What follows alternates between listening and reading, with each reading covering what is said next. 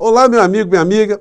Lendo os comentários e perguntas que são postadas aqui no nosso portal do José, dá para perceber uma situação que tem sido constante e comum a todos nós, porque nos atinge todos os dias, provocando o seguinte questionamento: é possível se retirar essa parcela da sociedade brasileira que ficou extremamente envenenada e que caiu naquilo que a gente chama de o abismo do universo paralelo do bolsonarismo? Bom, a resposta, para muitas pessoas, você já sabe qual é. É impossível. Para algumas pessoas, não adianta você mostrar imagens, dados, reportagens, evidências, filmes, fotografias, porque essas pessoas não irão acreditar. Elas preferem ficar exatamente nesse universo onde elas estão. Mas para outras pessoas, nada como se ter informações e realidades concretas, sobretudo quando o governo tem uma ação concreta para modificar, através de políticas públicas e de políticas econômicas, a realidade dessas pessoas. É isso que está acontecendo e hoje aconteceu um fato extremamente relevante e surpreendente, que é uma pesquisa que irei compartilhar aqui com vocês, que mostra que os eleitores de Bolsonaro, aqueles que votaram em Bolsonaro, estão acreditando em maior número que a política econômica do nosso país será melhor, o Brasil irá melhorar e as vidas dessas pessoas também irão melhorar, mais até do que os eleitores que votaram em Lula. Isso tem até algum tipo de explicação, porque os eleitores progressistas são mais críticos, eles querem mais avanços. E aí, para essas pessoas que fazem muitas críticas ao governo Lula, críticas muitas vezes extremamente pertinentes, é bom a gente sempre lembrar do que foi que nós salvamos o nosso país. As críticas dentro do universo civilizatório, elas são ótimas, elas ajudam que a gente traga ao governo, que a gente tente arrastar o governo para as pautas progressistas, as pautas humanistas, para as pautas que façam desaparecer esse imenso abismo social que nós temos no nosso país. Mas quando a gente olha para as coisas que estão acontecendo aqui do lado, na Argentina, olha, a gente tem que ficar muito satisfeito, né, todos nós, de termos ajudado a dar um basta ao que estava acontecendo aqui no Brasil. Bom, eu vou conversar com vocês sobre tudo isso, trazer também mais informações desse universo paralelo que anda extremamente desesperado, mas antes de mais nada, quero convidar você que está chegando agora ao nosso portal e não nos conhecia, para que você se inscreva conosco, conheça também os nossos outros vídeos, se você gostar, compartilhe e não se esqueça, dê o seu joinha, mande seu comentário e, se puder, se inscreva também no nosso clube de membros, tá legal? Então, vamos aqui aos assuntos. Gente, ontem as imagens que circularam o Brasil inteiro, todos os jornais, internet, televisões, foi a da promulgação da emenda constitucional que modificou o processo tributário todo aqui no nosso país, né? O arcabouço tributário, que vai, ao longo dos próximos anos, trazer resultados muito racionais para o sistema tributário e, portanto, para a economia, para a vida de todos nós. Não foi por outra razão que o presidente Lula postou hoje no seu Twitter essa fotografia aqui. E as falas de Lula ontem reverberaram muito, né, como sendo ali o grande maestro, o grande conciliador, o grande personagem que propiciou que essa reforma fosse alcançada. E a pesquisa que eu vou compartilhar com vocês daqui a pouquinho ainda não captou todo o astral de positividade que esse tipo de situação proporciona, né?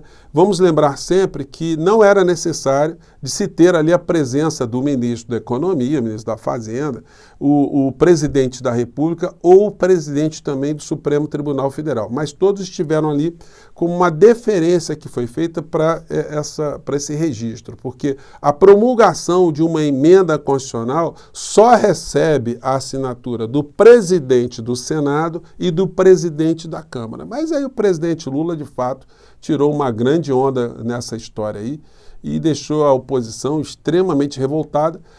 Os bolsonaristas caíram naquele papel ridículo. Eles estão caminhando cada vez mais por um abismo do lixo da história e muitos estarão em breve no abismo da Papuda, da Colmeia ou de Bangueto. E o inelegível que fez hoje, logo depois desse golaço, né, que foi feito pelo Lula e pelo governo, ele publica aqui uma crítica com base em mentiras. Gente, é uma demência, né, que esse cidadão tem. Uma demência misturada com mau caratismo, porque ele não sabe nem o que foi aprovado no governo dele, não sabe nem como funciona e está criticando o governo agora com base em mentiras. E aí tem uma questão também que envolve jornalismo profissional, né?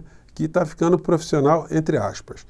Publicou o inelegível com ciúmes gigantescos, já que ele não pôde falar nada sobre a reforma tributária.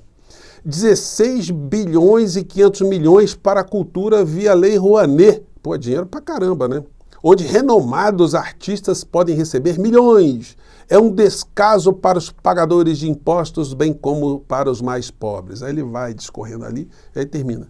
Os eleitores de Lula passarão o Natal sem picanha, sem cerveja e sem o 13º do Bolsa Família. Alguém disse em 2022, ainda vão sentir saudades da gente. Só um comentário aqui, tá, gente? O 13º para o Bolsa Família nunca foi lei. Ele apareceu sempre como uma espécie de bonificação. Quando era uma miséria, lá em 2019, aí se deu ali um 13º. Mas aí depois se tentou fazer ali um 13º já na campanha eleitoral, né, para se cabalar votos. O que houve agora para 2023 foi que o Bolsa Família ele teve o seu valor real aumentado e também teve ali um bônus para as famílias que têm filhos. Enfim, não se tem o 13º, como não se terá, exceto se tiver lá uma modificação nessa história toda. Mas em relação aqui à Lei Rouanet, será que o inelegível, ele não se informa? Aliás, você tem certeza absoluta, né? Ele não se informa de maneira nenhuma. Aí vai pegando esse tipo de matéria aqui, ó.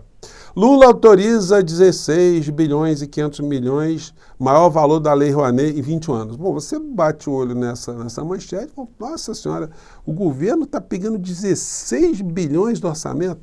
Valor autorizado para captação por projetos culturais é recorde, equivale a tudo que foi liberado por Bolsonaro em 4 anos. Bom, essa é a matéria. A outra, na mesma direção do Paulo Capelli aqui. Lei Rouanet explode no governo Lula e chega a 16 bilhões em 2023. E aí você vai ver os dados concretos, né, que essa gente não checa, né? Cadê o jornalismo? O dado concreto é esse aqui. O valor somado para os proponentes podem captar com patrocinadores atingiu 16 bilhões e 700 milhões esse ano. O que quer dizer? Se você somar tudo aquilo de todos os projetos, de todo mundo que apresentou, e se todos os projetos fossem aprovados, de fato seriam 16 bilhões e 700 milhões. Mas não é isso que acontece. O texto aqui diz: no entanto, esse montante não foi liberado pelo Ministério da Cultura, pelo governo federal, apesar da alta demanda de admissibilidade de propostas. O valor efetivamente captado e renunciado pelo governo federal até 19 de dezembro agora de 2023 foi de 1 bilhão 271 milhões.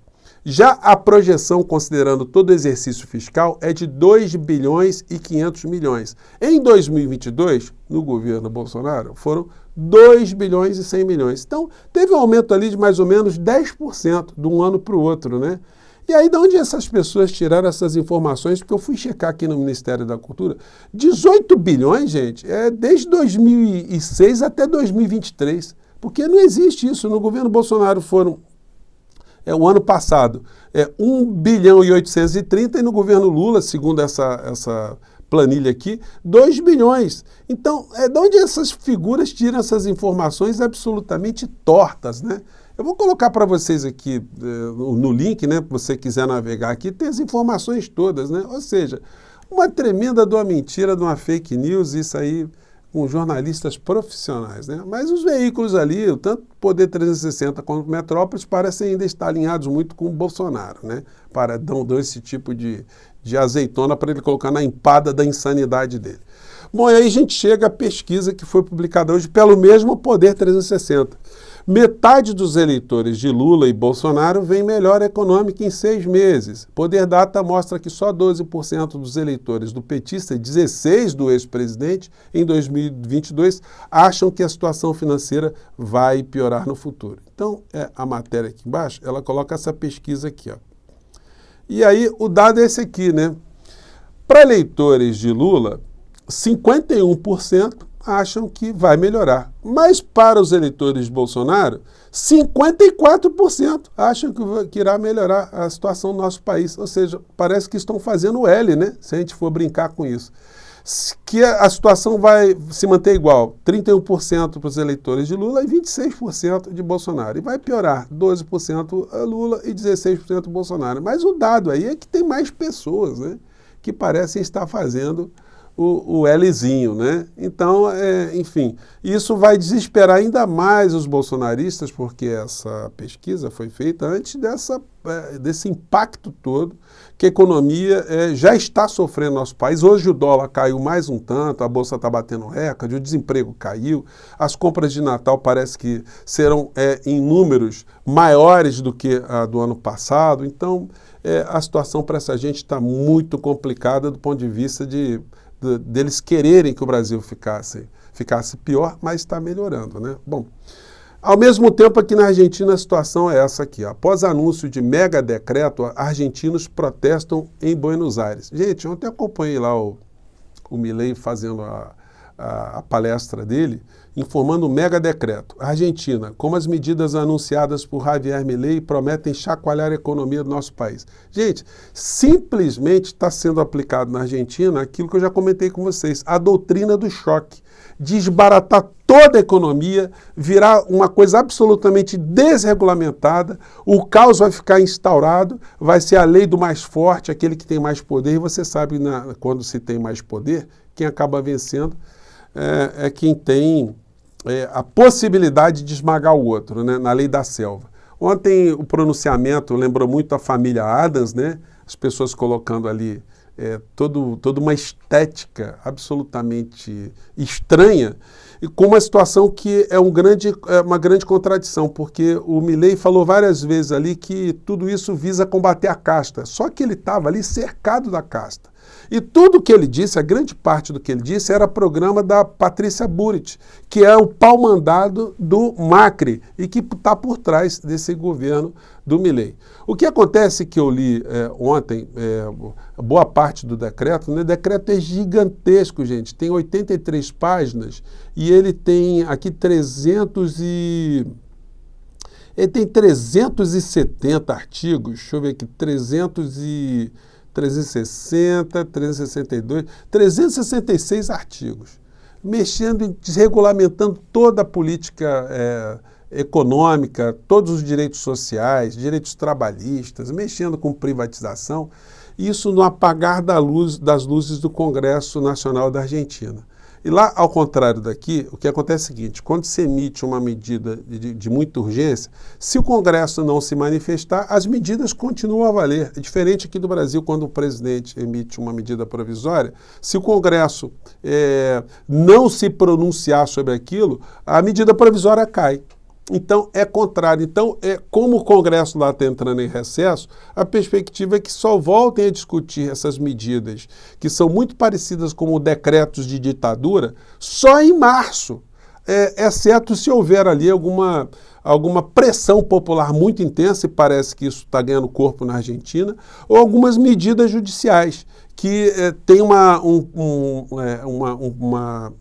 posição, tem uma geografia, vamos dizer assim, completamente diferente daqui no Brasil. Você não pode, lá não se pode neutralizar esse decreto presidencial como um todo. Tem que ser por partes e por grupos interessados em cada um desses pontos. Então, gente, a bagunça está instaurada, a classe média da Argentina está esmagada, está desesperada. Ontem eles foram para as ruas bater panelas e a gente vai ver aí situações muito complicadas para frente. É bom a gente olhar para o que está acontecendo lá para a gente ver do que foi que nós livramos o nosso país. E essa gente aqui ainda tem contas a prestar, né? Gente, eu fico por aqui, mais tarde eu volto para Reverberar, porque tem coisas acontecendo lá que eu quero trazer aqui para vocês, tá bom? Um grande abraço, até o nosso próximo encontro. Tchau!